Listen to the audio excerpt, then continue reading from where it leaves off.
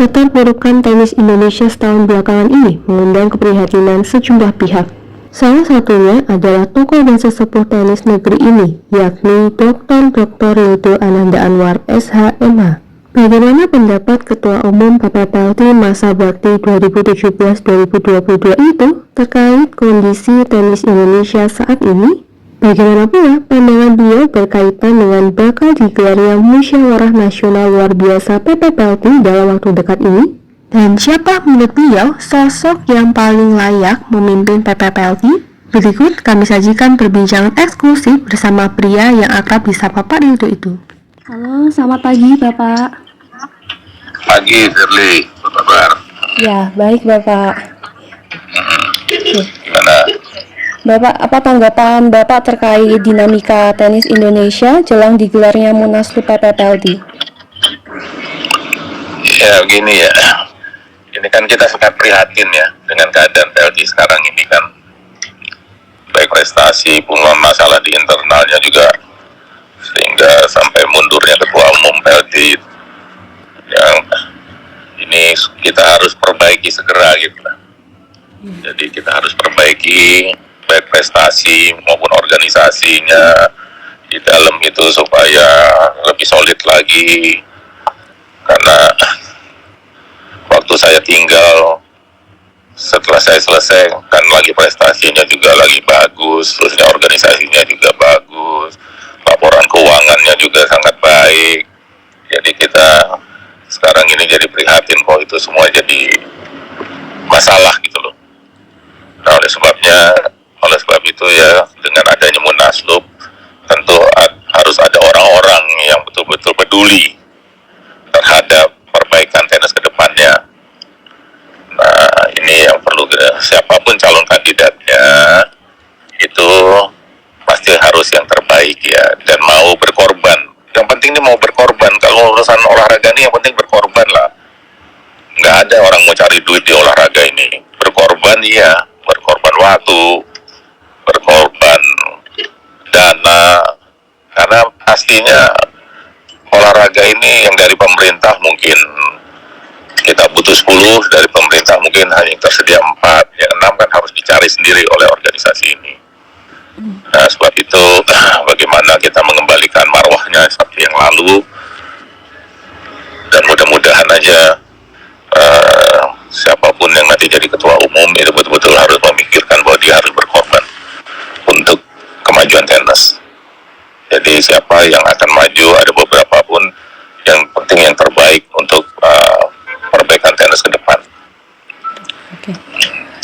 Bagaimana pandangan Bapak dengan munculnya beberapa nama bakal calon ketua umum yang beredar di belakangan ini, Pak?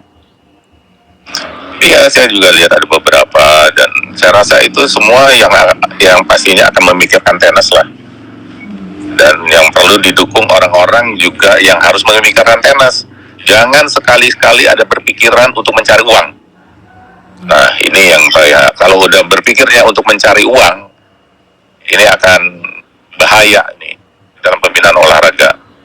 Jadi berkorban, dalam tanda petik sekali lagi saya harus garis bawahi berkorban. Berkorban waktu, berkorban dana, ini yang harus dicamkan kepada seluruh pengurus. Jangan bermain-main terhadap masalah keuangan, apalagi dari negara.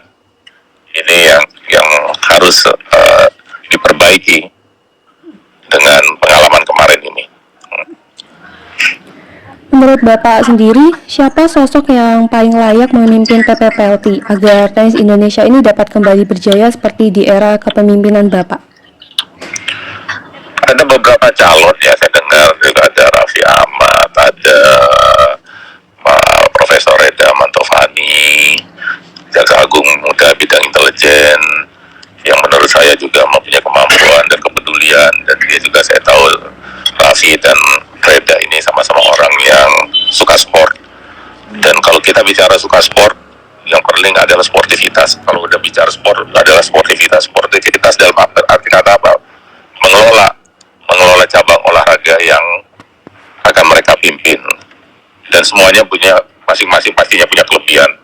Dan nanti kita lihat aja dinamikanya dalam kan kan nanti kan polanya adalah aklamasi ketika mayoritas sudah salah satu calon didukung kan itu.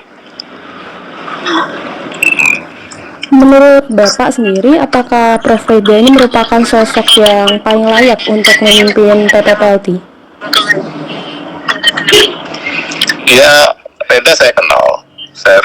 Dia dulu main tenis juga, dan habis itu sekarang lebih banyak juga dia olahraga dia kan maraton ya, dan lari, jogging, dan tapi orang ini ya istilahnya multi talenta juga. Dia bisa main pingpong, tenis.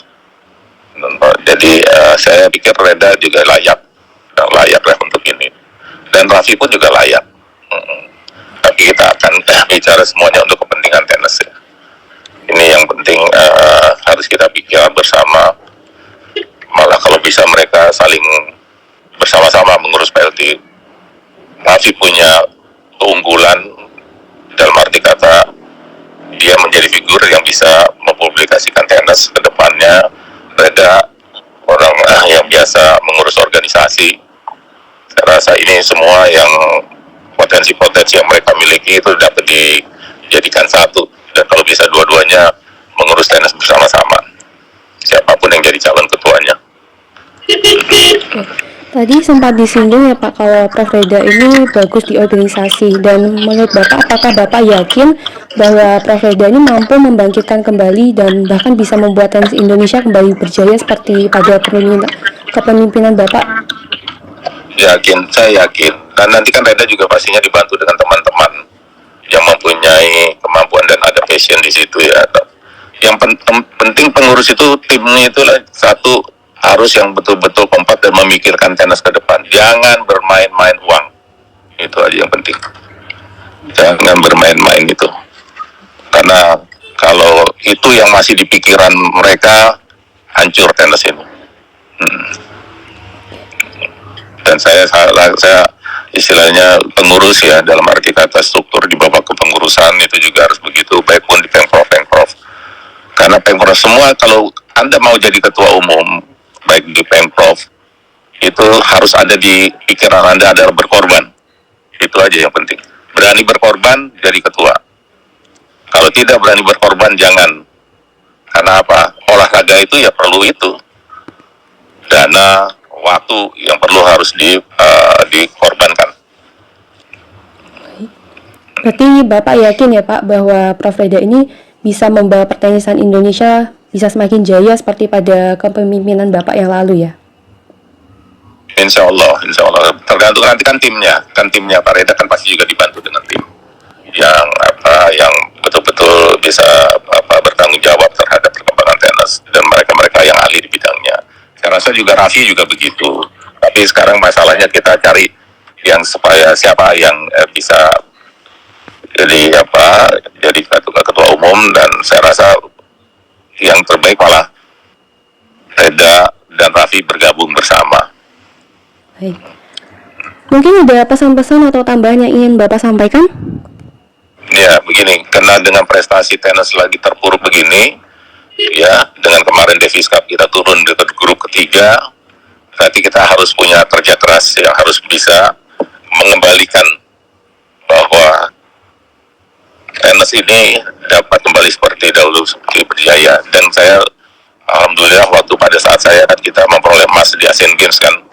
Nah, jadi kita kalau bisa mengembalikan lagi, kalau bisa kita dapat emas lagi di Asian Games. Dan saya juga lihat perorangan kan Aldila terus keliling dan bagus prestasinya, dan dia sudah berkorban dalam arti kata untuk negara dengan membawa harum nama bangsa. Dengan dia sekarang prestasinya rankingnya nggak tahu ya, saya mungkin 30 atau 27 waktu kemarin itu. Jadi saya harapkan kita dapat menghasilkan pemain-pemain seperti prestasinya Dila, dan ini yang kita menjadikan program yang harus kita buat adalah program bagaimana menyiapkan pemain-pemain junior ini ke depannya untuk bisa menggantikan seniornya. Baik Bapak, terima kasih banyak untuk waktunya. Sukses, salam sukses dan sehat selalu Bapak. Ya, terima kasih, terima kasih. Demikian tadi perbincangan kami dengan Dr. Ridho Ananda Anwar SHMH. Kita semua berharap tenis Indonesia dapat segera bangkit dan bahkan berjaya kembali seperti saat PP Pelti dinakodai oleh beliau. Salam olahraga, kaya tenis!